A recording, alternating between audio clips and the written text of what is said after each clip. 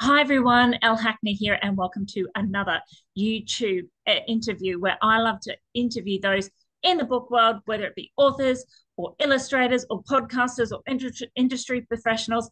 And today I have a literary party animal, Rory H Mather. I'm so excited. Thank you so much for joining me today. Thank you so much for having me on board. I'm very excited myself. Yes, so I love to party as well. Rory, I want to know your inspiration for this book. Tell me all about it. I had an idea to write a story about sloth about a year before I actually wrote this story. And in my head, the idea was that there'd be a sloth at a party, because animals in picture books are I think they're just easier for illustrators to work with. They're more fun, and so I thought a sloth at a party, and the premise that I had in mind was that the sloth would be trying at one end of the room, and the other end of the room would be a beautiful looking cake. And all the animals would be coming up to the sloth being like, oh, you have to try this cake. But sloths being slow creatures, like the cake will be slowly dwindling throughout the story. And then by the time they got there, there'd be none. And then like I guess the twist would be that someone would save them a slice. But I tried to write that story and just nothing really flowed from it. And so I just sort of put it at the back of my mind, on the back burner. I still might write it because I feel like you you develop as you go, and maybe my skills weren't as good back then. This is like about 4 or 5 years ago. And so yeah, I still kept it on the back burner though. And then I was listening to a podcast. I was listening to Danny V's Words and Nerds, and she interviewed Matt Cosgrove of Macca the Alpaca fame, and he was talking about, I think his first Dharma book had just come out, Dharma the Lama, and he was talking about maybe expanding the Macaverse. And there's a sloth character in those books, like a bit of a background character, and he was talking about maybe doing a sloth book. I was like, well, like obviously I can't compete with Matt Cosgrove, but like I thought, I've got to, if I'm going to write this, I need to write it now before his book comes out, because maybe I can get signed up by a publisher before his book comes out. Because once Matt does it, I mean, sloths are over. Like I can't do it. But yeah, so that was the inspiration. I was like, and that weekend I thought, oh, I got to do it, and the story just came together in about an hour. Oh, really? So you had it done in an hour? Yeah, about an hour. Yeah, Oh, maybe an hour and a wow. half. But Okay, so talking about this being a possible franchise like the Macca Universe, I don't know if this could be one, but I mean, I'm down to firm if you're down. But well, I think so. I mean, gosh, where could it go with sloths? I mean, like this could really take you anywhere. Like, I think the concept of having a sloth they love to party, I mean, gosh, they could go to the Olympics if you really wanted them to. yeah, well, I love the idea of of doing a bit of wordplay. So like in my head, I thought of one of the phrases that came to mind was just party animals. I've tried to write stories about just party animals generally, not just sloths.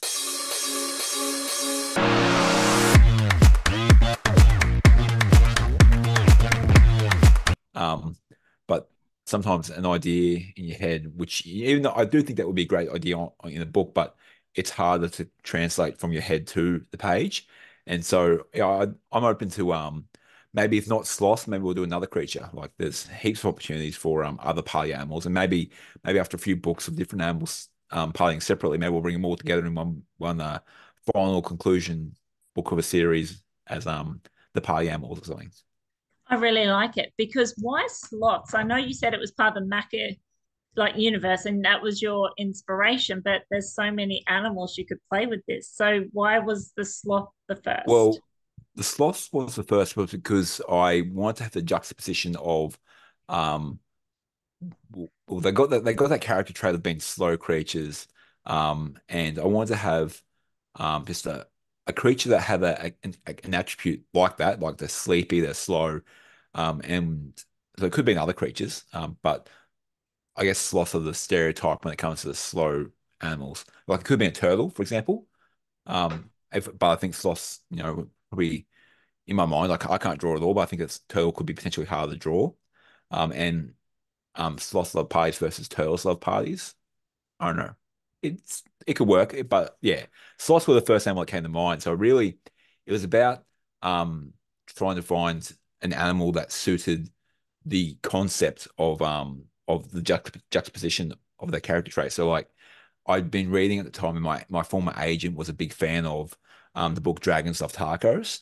And Dragons Love Tacos, if you haven't read it, it's like dragons love tacos naturally, as everyone knows that. But the reason like they can't eat spicy tacos, and so it's a funny story. It's not in rhyme, but I guess the difference between Sloths Love Parties and Dragons Love Tacos was that I thought, well, like obviously we don't know whether dragons do love tacos or not. So I thought, well, I can make a story because there's no attributes about tacos that would make them inherently appealing to a dragon. But I thought, well, I can take an attribute of a sloth and put a twist on it to make it so that they're party animals.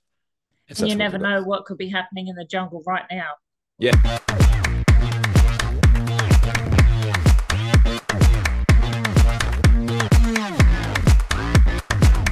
I love the range of all your books. If we can just go a bit broad Yeah, now, sure. because I love the Vlad series. I think that's awesome. And then you're kind of going with Get Back in Your Book, and then, the Star Book, and now the Sloth Love Parties. It just seems like you're going to have a book for every occasion. Is that what you kind of aimed for?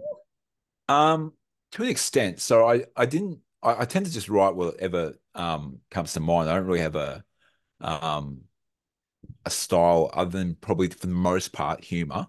But with the themed books, I did actually set out. So I had an idea for an Easter themed book, and I wrote that, and it didn't go in. Actually, I had an Easter themed book and a Christmas themed book, neither of which have been picked up by publishers. If anyone's listening, um, but Hint, hint. hint hint, yeah. But I showed them to my former agent because she I guess what I did was I knew that she wanted to first pitch to her. She said to me, "Oh, I really think there's a gap in the market for a New Year's Eve themed picture book." And so I was like, righto, I might at the time she wasn't my agent yet, but I was like, I'm gonna clinch this deal, make her my agent, and how I'm gonna do it is I'm gonna write a good New Year's Eve themed picture book. And I did, and we pitched it to a publisher, and they said, "Oh, New Year's Eve is actually it's a bit too small of a window for sales." The story was good. They actually took them like they really deliberated over it for about 3 months, but they said at the end of the day, they just felt like New Year's Eve wasn't enough of a sales, particularly just after Christmas, to really warrant justifying doing it. Yeah. But we converted that story into a Christmas themed book, and then this was with Scholastic. So we're trying to get in with Scholastic. Did have one book under contract with them, but we wanted to get more. And so my agent said to me, "Well, what you need to do is write an Easter theme book, for example." And so I'd already written an Easter theme book, but she was like, "I don't like that one." So she said to me, "I'd like you to write a Easter theme book about an Easter hat parade." And I'd never heard of an Easter hat parade. So I didn't do them when I was a kid. And so I thought, well, I did a bit of research, found out what they were. And I thought, well, how do you make this amusing? And the only way I could think of it was for a hat parade that goes horribly wrong. And that's how we got Easter Catastrophe. And then from there, so Scholastic came to us. We submitted that to Scholastic, and about like 4 or 5 months later, they said, "Oh, we like this, but we'd like some tweaks." And so frantically over one weekend, I did all these tweaks. We sent back to them, and they signed it that week. And then a few months passed by, and I think my agent must have said to them, "Oh, Rory's good at writing to a theme. If you've got a theme in mind," because they said to my agent, "Oh, does Rory have any books about book week?" And I didn't, but I immediately thought, well, and my agent said, "Do you reckon you could whip something up about book week?" And I thought, "Oh, well, I'm definitely up for a challenge. Like, I think obviously everyone's going to try. Like, if you can't do it, that's fine. But like, if you get given that opportunity to potentially have a book signed, because it's hard to get in with Scholastic to start with, but if you got an opportunity to get in with any publisher, you're going to try, and it's kind of nice to challenge yourself as well, like just to challenge your skill set." And so they said that, and I um thinking, how do I write a book about book week? And I wrote one story and I didn't like it. And then that afternoon I was driving to a cafe, and the idea for Get Back in Your Books just came to me. I was driving to the cafe to catch up with friends, and I really wanted to turn the car around because I knew exactly what I wanted to do then. And like when the urge to write, I'm not someone who writes every day. I'm someone who writes when they get the urge to write. And so the urge to write was very strong, and so I stayed the bare minimum amount of time that was respectable to hang out with my friends, and I rushed home and wrote the first draft to Get Back in Your Books, and that got signed pretty quickly too. I think like within like maybe 2 weeks, and then a few months went by, and they said to me, well, this is my agent. Does Rory have any books on starting school? And again, I didn't, but I decided to like I'm up for the challenge. And my agent at this stage was pretty confident that I'd be able to do it. And but then I guess the fact that I'd managed to get the Easter one and I'd managed to get Book Week one, I felt the pressure then. I was really struggling. So I wrote about 6 different stories and they're all pretty bad. And then so this was over about maybe a 2 month period. And she was like, oh, no rush, no rush.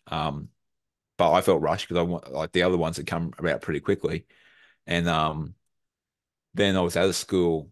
My first book was just coming out, and then I was out of school for Book Week, and I noticed they had a sign up that said the rules of the loo, and so I thought, oh, rules. That's what I'm gonna write my book about, and that's how Monster School Rules came about. So, I have really um, explored the themes on purpose, but and then it sort of has come into a bit of my philosophy on writing because now when I write, I try to like I think about how I wrote those and how I did it was by I talk about this when I go into schools. I think inside the box. So I think about a subject like starting school, and I just look at all the things that we know about schools. So just list them all for like all schools have playgrounds and all schools have teachers and rules and so on and so forth. And then so once you've got your sort of your box, you know what's your boundaries are, and then you can step outside your boundaries and have the fun elements. So like you chuck in monsters and you chuck in just chaos and that sort of stuff. And so that's sort of how I've approached writing from then on. And then every now and then, obviously, you don't write a theme book, and they're just more whatever comes into your mind. But yeah, So that's your philosophy on writing. But if I could just ask about your website, how you have a quote from The Alchemist, I found that about having a dream. Do you find that goes hand in hand now with the way you write?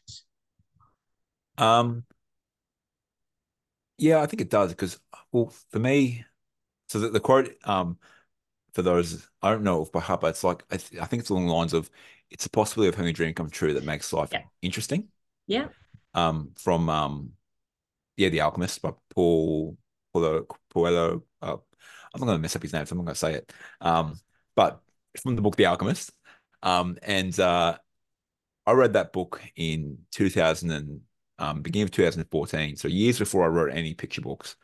But that quote always struck me, and so I just yeah, I think it stood out to me because I feel like all of us when we're writing, our dream is not just to get published. I mean, that might be the first dream, but once you get published, um, the dreams to stay published or just to have the next book and then it's to have 50 books and 100 books and I don't know. I think if you stop dreaming, then you probably I don't know. I think it'd be boring, and so I think it is the possibility of a dream coming true that makes life interesting. Like yeah, Yeah, as I soon don't as I know. saw that quote, I really had to ask you about it. And then you sort of were talking about your writing. I thought, oh, well, I just get curious how that now plays in. But if I can just talk to you about your journey, because I love hearing that your agent comes to you and says, can you try this? Can you try that? That's incredible. But was there a time where Rory H Mather did not have an agent? And Yeah. how did you get published then? So I've been published now. My first book came out in September 2020. So I've been published for just under 4 years, but I was aspiring for just doing the math now, just a bit over 4 years.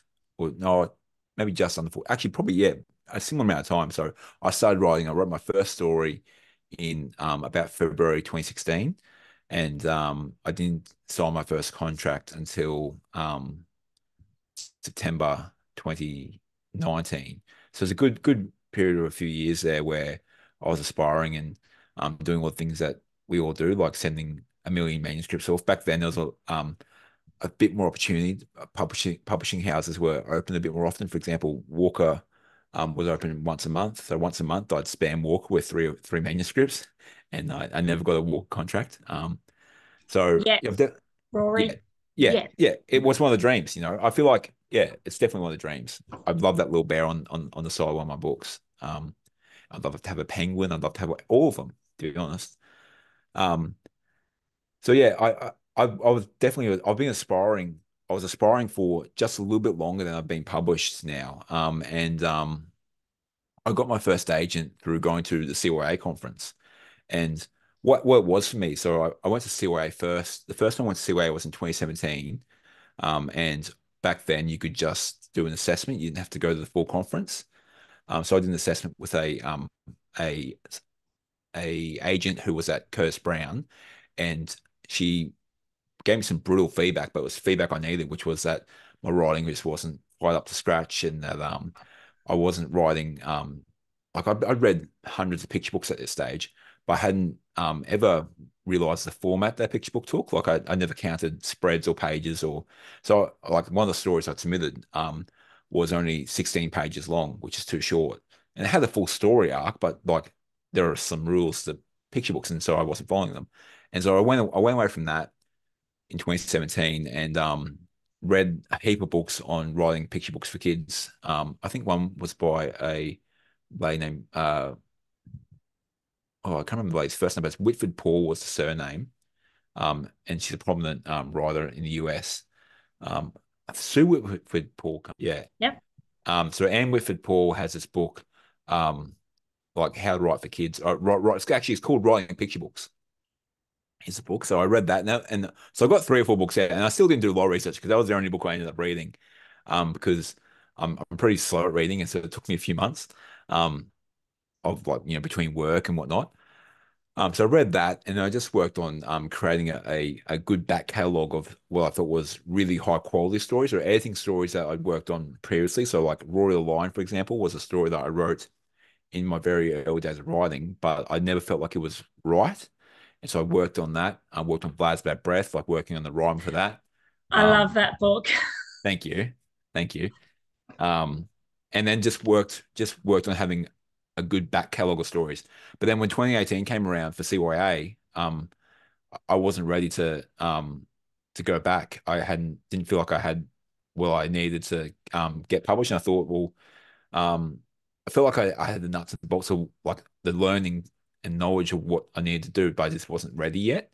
So I didn't see a point in paying a few $100s to go along, although I do love the networking side of it.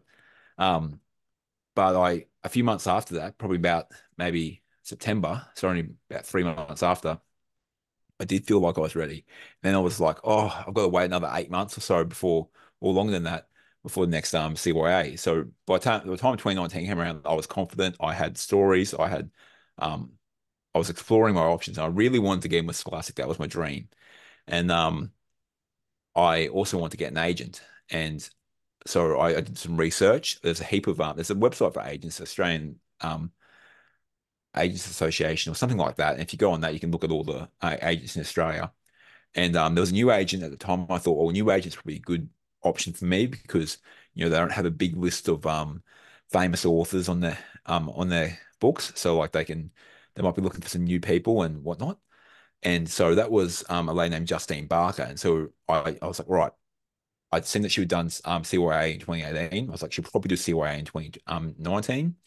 And then she was Queensland based. I'm Queensland based. And so I saw that she was doing a talk at the State Library in Queensland, like how like what agents are looking for sort of talk. And so I booked in for that. That was a few months before CYA. Introduced myself, hi, I'm Rory and whatnot. So just to try that, I was banking on making sure I booked in with her at CYA. And I did. So as soon as the CYA bookings came available, I booked into the conference, booked in to see her, booked in to see Claire Halifax, who was at Scholastic at the time. Oh, wow. And I was like, yeah, this is my year. This is the year for me. And yeah, I guess all that time of trying to perfect my craft and definitely a whole lot of luck. But that was the year where I it took off for me. So I on the day of the conference, I got an email saying that I'd been shortlisted in a competition for a picture book, and um, turned out that the final judge of that competition, it was judged about a month later, but the final judge for that was going to be Claire Halifax, so I was excited for that. So I thought, well, I thought I can't mention her in the talk because it's all like it was all hush hush, top secret, and meant to be anonymous. But I thought, well, I got a good chance here of at least if she when she announces the finalists, I got a good chance of her recognizing my name because she'll met me. And then as I said, I met that agent and that agent told me she wanted a New Year's Eve story, and I went away and the next week wrote her that. And so then a month later when that competition was judged, I ended up coming third. And I had managed to get Claire's email address at CYA. Told you not meant to ask for editors' email addresses, but back then, I wasn't aware, and I did, and but I didn't ask I didn't just ask for the record. I asked because she was going to be showing one of my manuscripts to one of her colleagues, and I thought, well, I I thought I'd like to be able to follow up and find out what happens, and because I know agents and editors and whatnot are so busy that it's easy for manuscript to slip between the cracks, and I thought, well, I'm not going to risk that. So when that happened, I then emailed her and said, "Oh, um, I know you said some lovely things about my manuscript, and um, yeah, do you know who might be interested?" And she said, "Well, actually, I would be." So yeah, that was how I got my first Scholastic contract, and it's all been uphill from there. So out of that, it's taking something away from that is firstly there's luck involved, which is like no one wants to hear, There's and so then much luck involved. like oh my word, no one wants to hear that. But then also like you got that email address. Like imagine if you didn't. Like that seems to be that part of it where you go, you know what, you did it, and look where it's got you, and it's just that one little step that has kind Yeah, of helped launch you, really. I mean, I think it's amazing, that yeah. story. I think like yeah, I wouldn't have felt confident doing it unless and asking the email if like unless she had provided positive feedback. Um, so I wouldn't just do it willy-nilly. But the story I was pitching, and it's a story actually that ended up only getting it got rejected by Scholastic just last year. But it's a story that I knew was a Scholastic themed story. So I was pretty confident. Like I'd done a lot of research into the publisher and was pretty confident that it would be enough to what I mean, pretty confident. I should like there was a very good chance that nothing would happen. But I was pretty hopeful that I'd had something that they would be interested in. And yeah, and it just turned out that they potentially were. And so, Yeah. yeah, So you've got an agent, clearly, and it's working now I out for do. you because, Yeah. yeah, now you do. Yeah. Do you ever just then submit to slush piles with publishers that your agent doesn't represent, or do you just solely now work with your agent? So the agent I have now isn't the agent I had back then. So this agent I don't submit to slush piles. Mhm. The previous agent I did if so our contract was that if she rejected a story, then I could then submit it to a slush pile. And so I submitted Sloths Love Parties to a slush pile of a firm, and so yeah, like I did do it a little bit, but that actually the only time I've ever been successful on a slush pile was for Vlad's Bad Breath and for Sloths Love Parties. So Yeah. Okay, so just advice for those authors out there listening that you can have an agent in some circumstances, and if those manuscripts don't go or aren't successful through that agent, you are still able to submit them to other publishers as well. It's just, I guess, depending on the arrangement you have. Is that yeah, correct? I think it's Mhm. definitely important to make sure you check those things with your agent. So like, oh, I knew like it was written into our contract. So every now and then, even though it was written in the contract, I remember a few times being like, "Am I definitely allowed to do this?" And going back and checking the contract. And yeah, whereas with my current agent, I've never even broached the subject because I just don't feel the need to. I feel like my current age is Margaret Connolly, and Margaret's been around the industry for so long. And I just not that I didn't trust my previous agent, but I feel like it's like anything, like you've got experience from working in industry for a long time, and I don't know, whereas my previous agent was new to the industry. So I'm more trusting of Margaret, and I feel like whatever she thinks is the best option is probably the best option. So I've Okay. never even said, oh, can I submit this to XYZ, because I know Margaret's got the best ideas. Yeah, she's got. I guess also at the moment the relationship's working so well. You know, it Yeah. seems you both are getting results out of it. Now, with the rainbow of picture books that you have, I do have to ask, Rory, what's your picture book memory? So the first picture book you remember that you fell in love with when you were a kid, I have to ask because your variety with your books is so vast. I wasn't a big reader when I was a kid, but the picture book that always stood out to me, like I can always remember the cover, um, was a book called Billy the Punk. And I remember it because it's one where I remember we got read it in my school library when I was a kid, and Billy wants to be a punk, so he puts holes in his jeans and he gets baby pins and sticks them in the jeans, very 90s. And Yeah, so that's probably the one that stands out for me. There's a couple of others like the true story of the Three Little Pigs. But that's really, yeah, that's the first one that springs to mind. Yeah. And so what would be the best words a child could give you after reading your picture books? Um, Probably just I love it, or it's so funny, or something along those lines. Because yeah, that's always just nice to hear. Yeah, because my dream for anyone who has picture books out there is it'd be really nice if your book was someone's picture book memory. I think that would just be just the best. Oh, it would be, yeah. Yeah. And so with words of encouragement for people who are just dying to be in your shoes, um, have you got any? I think you just got to be in it to win it. Like you got to be putting your manuscripts out there. You got to be going to conferences, networking, all those things. Join a critique group for sure, because none of us are the best judges of what's good. Like I'm the worst person. I'll write a story and think, oh my goodness, this is the bee's knees, and it'll be terrible. But or maybe if not terrible, like just definitely not my best work. Or yeah, so I think it helps to have people in your life who can provide critical feedback.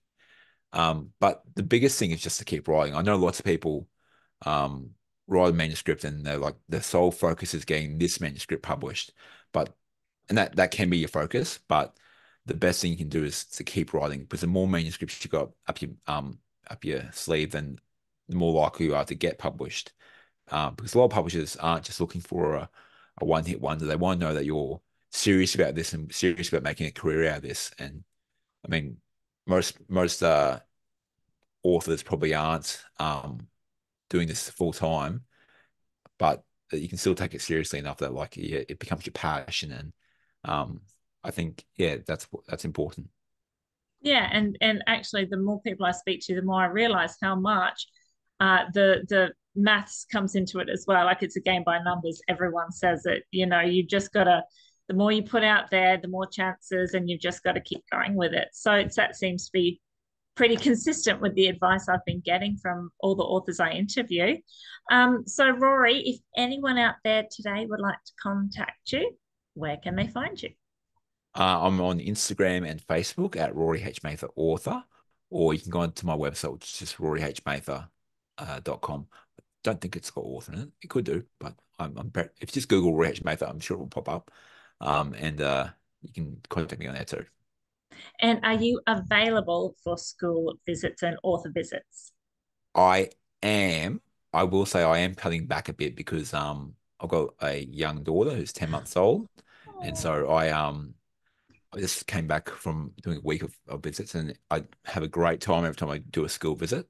But I am conscious that I have to take annual leave whenever I do it, because I still work full time. So Oh, I wow. I do work a 9-day fortnight though, so there's room there to fit people in. If they're happy with Mondays, I can do school visits most Mondays. So yeah. So, libraries, schools, and kindergartens. If you want to party with some sloths and with Rory H Mather, make sure it's on a Monday, and make sure you contact him because he's a lot of fun. He's got a beautiful variety of books. It isn't all about sloths loving parties because, you know, I love a good party too. Don't we all? But no, so Rory's got so many books with lots of different genres. I highly recommend him for author visits all around Brisbane, Toowoomba, Sunshine Coast, Gold Coast. Make sure you contact him. Are you available via Zoom for author visits there, Rory? I am. I did a Zoom last year for the State Library New South Wales, so definitely available. Yeah, perfect. So please, everyone contact him. Everyone check out his books. Share his content because Rory is such a talent, such a pleasure, and he loves spreading the word of reading and the importance of reading. So, Rory, thank you so much for joining me today. I really appreciate it. Thank you so much for having me. Sorry for all the waffle. No worries. I'll take it with ice cream next time. Bye.